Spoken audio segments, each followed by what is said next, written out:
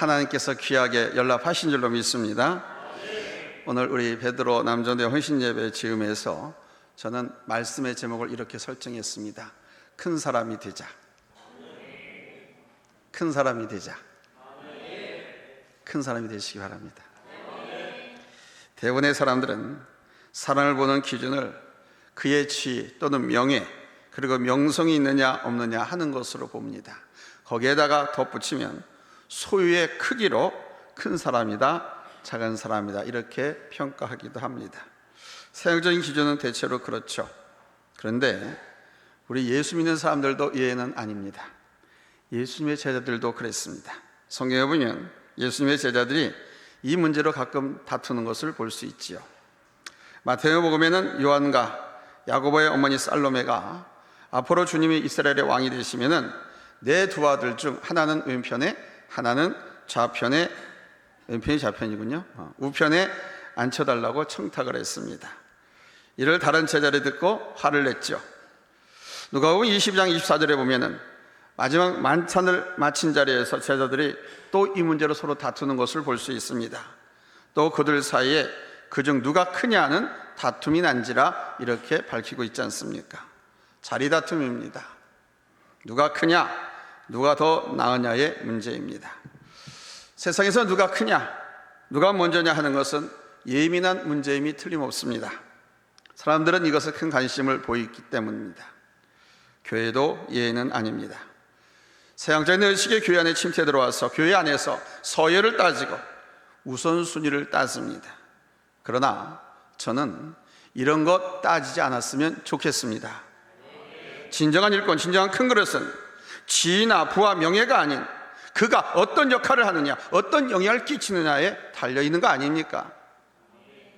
물론 지위나 명예나 부도 필요합니다. 저는 여러분들이 어떤 것이라 할지라도 더 이러한 축복을 받으기를 축원합니다. 그러나 더 바라는 것은 그 가운데서 내가 어떤 영향을 끼친 사람이냐, 이것이 중요합니다. 높은 자리에 있다고, 배웠다고, 인기 있는 스타라고 존경하는 것이 아니거든요. 돈이 많다고 부자라고 존경하는 것도 아닙니다. 그 사람이 어떠하냐, 어떤 영향을 끼치는 사람이냐 하는 겁니다. 1980년 국제자동차 경기가 저 스위스 자동차 경구장에서 열렸습니다. 상금의 규모가 큰 만큼 출전 선수들 모두가 내노라 하는 세계적인 명레이서들이었습니다.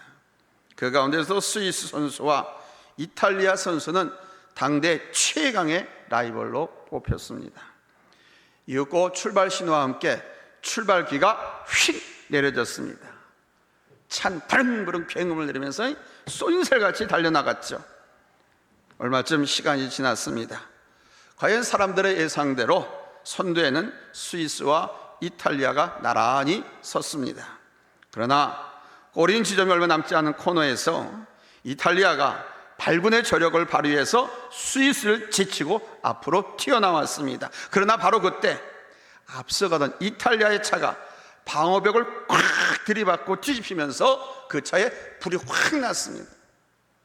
이제 누가 봐도 승리는 분명히 스위스 차지였죠. 그런데 그 순간 이 스위스 자동차가 끼익 하는 급제동 소리와 함께 그 사고차 옆에 멈췄습니다. 그리고 자기 차의 비상용 소화기를 꺼내들고 이탈리아 차로 달려가서 그 불을 껐습니다. 이탈리아 선수는 이내 달려온 구급차에 의해서 차에부터 구출을 됐습니다. 그런 사이 다른 차들은 인정머리도 없게 이미 피니시 라인을 통과했습니다. 그 세월이 많이 흘러서 그날의 우승자들도 사람들의 뇌리에서 잊혀진 지 오래됐습니다. 그러나 경쟁자의 생명의 위기 앞에서 자신의 우승을 가감히 포기한 스위스 팀의 위대한 레이스 필립 루의 이름은 지금까지도 전 세계 자동차 경주 애호가들의 가슴속에 진정한 금메달리스트로 기억되고 있습니다. 그래서 저도 여러분에게 이 사람을 소개하고 있습니다. 진정한 승리자와 실패자, 진정 큰 것과 작은 것의 차이는 바로 그가 높은 자냐, 인기 있느냐, 부자냐, 우수한 자냐가 아닙니다. 그가 어떤 사람이냐, 어떤 선한 영향을 끼치는 삶을 살았느냐 하는 데 있습니다. 특히 교회에서 바로 예수님을 위해서 어떤 역할을 하느냐, 예수 안에서 그가 어떤 삶을 사느냐 하는 것에서 여러분 큰 사람이 가려지는 것입니다. 본문 11절에서 우리 주님께서 그것을 말씀해 주십니다. 11절 같이 읽겠습니다. 시작. 내가 진실로 너희에게 말하노니 여자가 낳은 자 중에 세례 요한보다 큰 이가 일어남이 없도다. 그러나 천국에서는 극히 작은 자라도 그보다 크니라. 아멘. 천국에서는 세례 요한보다 더 크대요. 이 땅에서는 세례 요한보다 더 큰 사람이 없는데 천국에서는 세례 요한보다 큰 사람이 더 많다는 거예요. 여기서 우리는 진정으로 큰 사람이 누구인가를 알아챌 수가 있죠. 누가 큰 사람입니까? 어떻게 해야 큰 사람이 될 수 있습니까? 첫째, 예수님을 위해서 어떤 역할을 하느냐에 달려 있습니다. 오늘 말씀해 보니까 주님은 세례 요한에 대해서 여자가 낳은 자 중에 가장 큰 사람이라고 말씀하셨습니다. 11절에 같이 읽습니다. 여자가 낳은 자 중에 세례 요한보다 큰 이가 일어남이 없도다. 아멘. 여러분, 우리 예수님이 왜 이렇게 말씀하시는 걸까요? 정말 세례 요한보다 위대한 인물이 성경에 없습니까? 아브라함은 어떻습니까? 모세는, 여호수아, 다윗, 이런 위대한 사람들 아닙니까? 지금 이스라엘 민족은 이 다윗 왕의 별, 그 다윗 왕의 자기네 국가로 쓰고 있습니다. 다윗 왕 같은 메시아가 오실 걸 기대하면서 지금도 갈망하고 있어. 그게 시온이즘 아닙니까? 그렇게 위대한 인물들이 있는데, 아니 다니엘은 또 어떻습니까? 이러한 분들은 누구보다도 위대한 인물들이 맞지요. 객관적 기준을 볼 때 요한보다 더 큰 역할을 한 사람들이 맞습니다. 그런데 왜 우리 예수님께서 이 세례 요한에 대해서 여자가 낳은 자 중에 세례 요한보다 큰 이가 일어남이 없도다 라고 말씀하시는 걸까요? 모르셔서 그랬나요?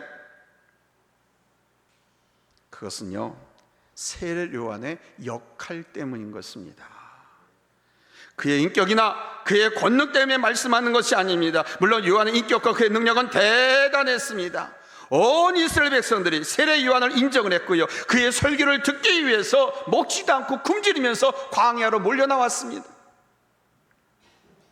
그의 메시지를 듣고 회개했고요, 그에게 세례를 받기도 했습니다. 그는 정말 위대한 선지자였습니다. 그러나 그가 정말 중요한 역할을 한 것은 마태복음 3장에 나오는 말씀처럼 주의 길을 예비하는 자였다는 것입니다. 우리 마태복음 3장 3절 다 같이 읽겠습니다. 찾았으면 아멘 합니다. 합독합니다. 시작. 그는 선지자 이사야를 통하여 말씀하신 자라. 일렀으되 광야에 외친 자의 소리가 있어 이르되 너희는 주의 길을 준비하라. 그가 오실 길을 곧게 하라 하였느니라. 아멘. 리더스 보스라고 하는 분은 이 세례 요한에 대해서 그는 주의 길을 예비하는 사자이기에 그보다 더 중요하고 위대한 일을 한 사람은 없다라고 말을 했습니다. 자, 그럼 이 말씀을 통해서 볼 때 이 크다고 하는 것, big, large, 자, 이 크다고 하는 것 뭡니까? 지, 명성, 개인의 능력, 일, 재물이 아니라 바로 주님을 위해서 어떤 역할을 했느냐, 어떤 역할을 하고 있느냐 하는 것이 중요하다는 것을 알 수가 있겠죠. 그렇다면 중요한 것은 다른 것에 있는 것이 아니라 우리가 주님을 위해서 그 길을 예비하는 것이죠. 그 주님 날을 고대하면서, 주님 다시 오실 날을 고대하면서 내가 준비하면서 기다리고, 또 주님 오심을, 다시 오심을 전파하고 주님 다시 오심을 또한 내가 기다리는 것입니다. 이 사람이 진짜로 큰 사람이라는 거예요. 주님을 그 사람을 가리켜서 큰 사람이다라고 말씀하신다는 겁니다. 주님과 관계되는 거예요. 세례 요한이 회개하라는 복음을 통해서 주의 길을 예비한 것처럼 우리의 삶의 현장에서 십자가와 부활을 증거함으로써 주님 다시 오실 날에 많은 영혼들이 주님 앞으로 나오는 것을 여러분 예비할 수 있기를 예수님의 이름으로 축원합니다. 많은 영혼을 우리 주님께로 인도하는 것, 이것이 참 큰 일이고 이를 감당한 자가 여러분 큰 자임을 아시길 바랍니다. 다니엘서 12장 3절에서도 말씀했잖아요. 같이 읽습니다. 찾았으면 아멘. 합독합니다. 시작. 지혜 있는 자는 궁창의 빛과 같이 빛날 것이요 많은 사람을 옳은 대로 돌아오게 한 자는 별과 같이 영원토록 빛나리라. 아멘. 중요한 것은 뭐냐? 세례 요한이 광야에서 외치는 소리로 내 뒤에 오시는 주님에 대해 증거하고 예배했듯이 우리가 앞으로 오실 주님의 길을 예비하는 사람으로서 우리의 삶의 현장에서 그렇게 살아가자는 말씀입니다. 내가 살아가는 삶의 현장에서 선지자로서 선교로서의 삶을 살아가자는 거예요. 선지자로서 말씀을 증거하고 예수를 증거하고 예수를 자랑하고 주님 다시 오십니다. 그러니 우리 바르게 삽시다. 깨끗하게 삽시다. 예비하며 삽시다. 이런 선교로서의 삶을 사는 것, 이것이 주의 길을 예비하는 자의 삶이고 이런 삶을 우리가 살아가자는 것입니다. 아멘. 그렇게 한다고 하면 여러분들은 여인 나인자 중에서 큰 사람으로서의 역할을 다 하게 되는 것입니다. 두 번째로 어떤 사람이 큰 사람이 되는가? 예수 그리스도 안에서 살아가는 삶을 가진 사람입니다. 삶 속에서 예배하고 삶 속에서 예수와 함께 살아가는 그 삶을 사는 사람이 큰 자가 된다는 것입니다. 주님께서 말씀하셨습니다. 오늘 본문 11절에 그러나 천국에서는 극히 작은 자라도 그보다 크니라 그랬어요. 그가 누굽니까? 세례 요한을 말합니다. 무슨 말씀인가 하면 하나님 나라를 체험하고 하나님 나라를 믿음으로 얻은 사람이 위대하고 크다는 것을 말씀하는 거예요. 그리고 장차 우리를 영원한 천국에 이끌으시는 예수 그리스도, 예수님의 십자가와 부활의 의미를 알고 그 안에서 살아가는 사람이 진정으로 큰 사람이라고 하는 것을 말씀하시는 것입니다. 아무리 세상에서 크다고 할지라도 주님의 십자가와 부활의 권능을 알지 못하고 그 영광 가운데 살아가지 못하는 사람은 하늘나라에서는 아무것도 아니라는 거예요. 그러면 여러분 예수님의 십자가와 예수님의 부활하심 믿습니까? 여러분 부활하심을 믿고 여러분 그 십자가를 믿고 여러분 증거하십니까? 그래야 하나님 나라를 얻을 수가 있고 하나님 나라에서 큰 사람이라는 거예요. 아멘. 십자가와 부활의 신앙, 십자가와 부활의 영광, 그 가운데 있는 사람은 세례 요한보다 더 큰 것을 경험한 사람이라는 것입니다. 왜 그런지 아세요? 이 말씀이 좀 이해가 되지 않죠? 어떻게 세례 요한보다 더 큽니까 우리가?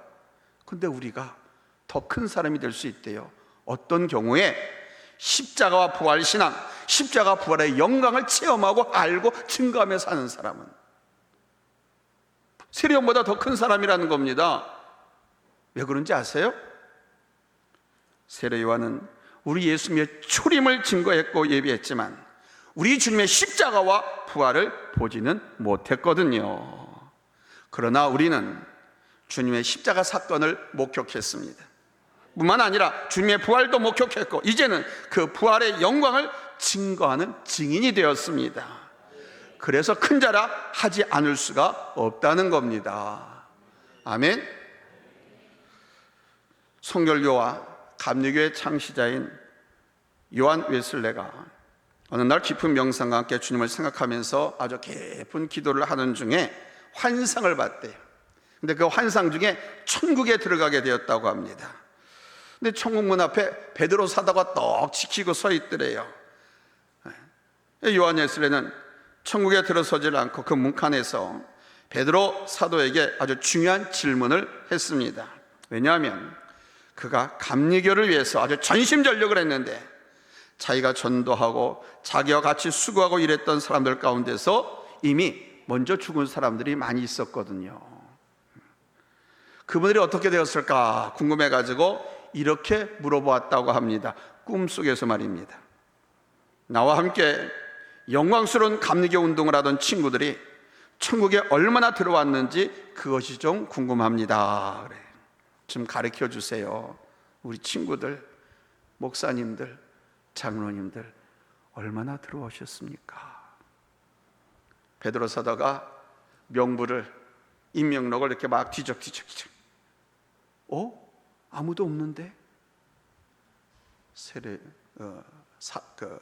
요한웨슬리 깜짝 놀랐다고 합니다. 그렇다면 나의 신앙이 잘못된 모양이군요. 자, 그러면 한 가지 더 묻겠습니다, 사도님. 칼빈의 5대 교리를 강조하는 장로교 교인들은 몇 사람이나 들어왔습니까? 하고 물었대요. 베드로 사도가 또 한참을 살펴본 거예요. 장로교 교인 편을 딱 해가지고 찾아본 거예요. 그랬더니 없는데? 없다고 그러더래요. 그래서 또 놀랐대요. 그래서 그렇다면 그는 겸손히 생각했습니다. 아무래도 우리 종교개혁운동은 대단한 실수를 범하고 있는 것 같습니다. 제가 한 가지 더 묻겠습니다, 사도님. 그럼 천주교인들은 얼마나 들어왔습니까? 베드로 사도가 한참 있다가 대답하기를 또 없다 그러더래요. 깜짝 놀랐어. 그러면 사도님, 도대체 누가 이 천국에 들어오는 겁니까? 그러자 베드로 사도가 빙그레 웃으면서 요한예수를 향해서 이렇게 말을 했다고 합니다. 꿈속에서입니다. 환상입니다. 실제가 아니에요. 예수 그리스도를 참으로 나의 구주로 영접한 사람, 그리고 성령이 충만한 그리스도인들이 들어오는 곳입니다. 다시 말해서 감리교인이냐 장로교인이냐 천주교인이냐 이게 중요한 것이 아닙니다. 누구든지 예수 그리스도의 십자가와 부활을 믿고 성령으로 충만하면 이 천국에 들어오는 것입니다. 이렇게 말을 해 주었다고 그래요. 이때 요한예슬레가 깊이 깨달은 게 있다고 합니다. 사랑하는 여러분, 세상 조건과 세상에서 어떤 일을 했느냐, 이것보다 더 중요한 것은 내가 십자가와 부활을 온전히 믿었느냐, 믿고서 살았느냐, 그리고 그 믿음 안에서 승리하는 삶을 살았느냐, 지금도 변치 않고 있느냐 하는 이 점입니다.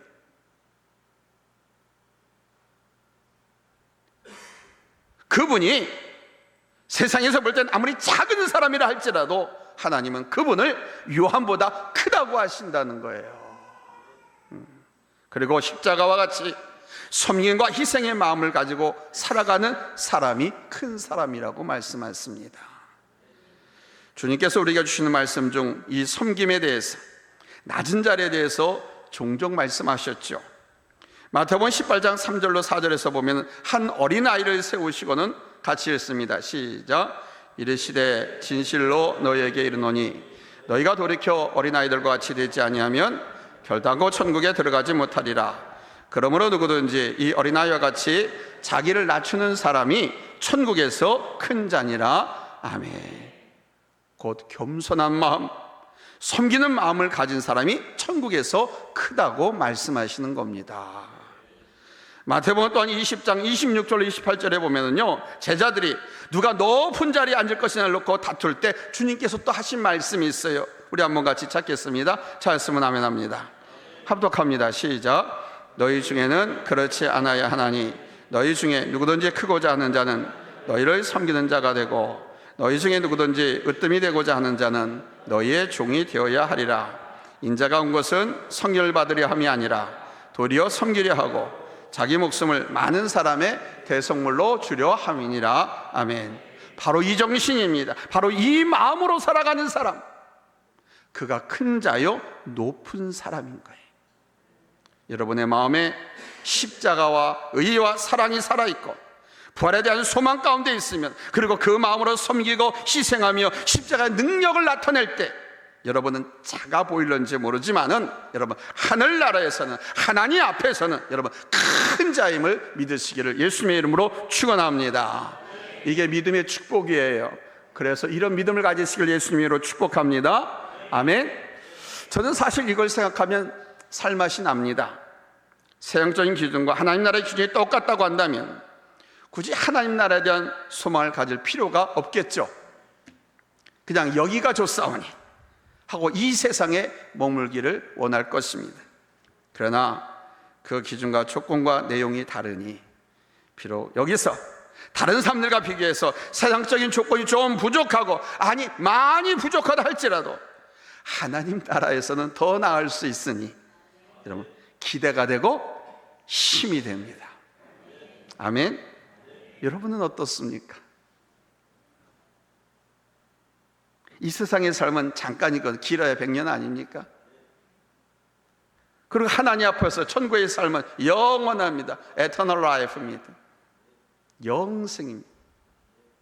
이런 부자와 나사로를 생각해 보십시오. 마을 사람들은 부자의 이름을 알았을 것이고 그를 흠모했을 것입니다. 나도 저처럼, 아니 저 사람이 좀 부스러기라도 내게 좀 줬으면, 땅 조금 구석 한마디라도 주면은 아이고 우리 자식들 먹이고 살리고 충분히 할 수 있을 텐데. 부러움, 기대, 또는 존경, 부자에 대해서 그렇지 않았겠습니까? 그런데요, 성경 보니까 예수님은 이 부자의 이름에 대해서 말씀하지 않았습니다. 그런데 나사로라고 한 사람이 있었는데 그는 모든 것이 부족했어요. 남의 신세를 져야만 하는 사람이었습니다. 특별히 부잣집에 떨어지는 부스러기를 먹어야 하는 처지였습니다. 그러나 그 이름은 나사로라고 분명히 성경에 나와 있습니다. 하나님이 기억하시는 이름, 주님이 기억하시는 이름이 되었다는 거죠. 부자의 이름은 나오지 않습니다. 그리고 그는요, 아브라함의 품에 있었습니다. 하늘나라에 있었습니다. 부자가 하늘나라에 있던 게 아니에요. 가난했던 이 나사로가 하늘나라에 있었습니다. 자, 누가 큰 사람입니까? 세상에서는 부자가 크지만 하나님 나라에서는 나사로 아닙니까? 나사로가 하나님 나라에 간 그 원인, 동기가 뭡니까? 믿음 아닙니까? 부자는 부자였지만 믿음이 없었어요. 나사로는 가난했지만 믿음이 있었어요. 믿음 하나 가지고 하늘나라 간 거 아닙니까? 자, 그렇다고 보면 누가 큰 사람입니까? 나사로가 큰 사람이죠. 전 이것 때문에 소망이 있습니다. 물론 의롭고 선한 부자들도 많이 있습니다. 그러나 낙타가 바늘구멍으로 들어가기가 오히려 더 쉽다고 우리 주님은 말씀하셨습니다. 딴 말씀 아닙니다. 이 말씀은 세상을 의지하지 말라는 거예요. 세상에 힘 있는 사람, 권세 있는 사람, 재물을 의지하지 말라는 겁니다. 세상 조건 때문에 하나님 나라를 잃어버리지 말라는 것입니다. 사랑하는 성도 여러분, 또 오늘 이렇게 헌신 예배를 같이 드리는 우리 베드로 남전도의 우리 형제 여러분, 저는 우리 성도들이나 여러분들이 어떤 지위나 명성이나 부의 축복을 다 받으시길 원합니다. 그러나 먼저 하나님 안에서 내가 어떤 역할을 할 것인가를 생각하십시오. 하나님께서 왜 나를 서강교회 안수집사로, 권사로, 장로로 세우셨는가? 여러분 귀에 못이 박혀로 들으셨죠?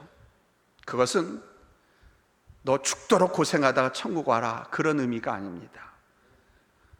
사랑해서, 신뢰해서, 충성되게 여기셔서 복받게 하시려고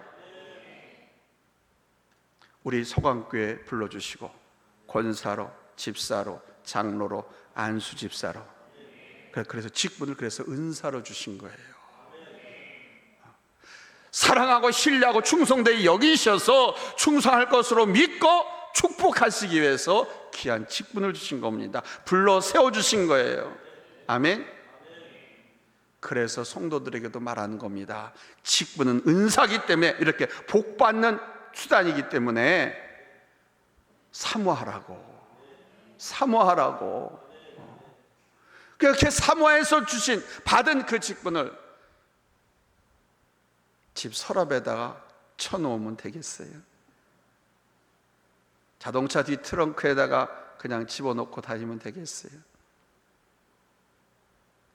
자랑스럽게 내놓고 하나님의 자녀들답게, 예수의 피의 흔적을 가진 하나님의 일꾼들, 자녀들답게 세상 속에서 부활의 의미와 부활의 생명과 부활의 능력을 증거하고 또 섬기고 나타내면서 여러분 그렇게 살아야 될 줄로 믿습니다.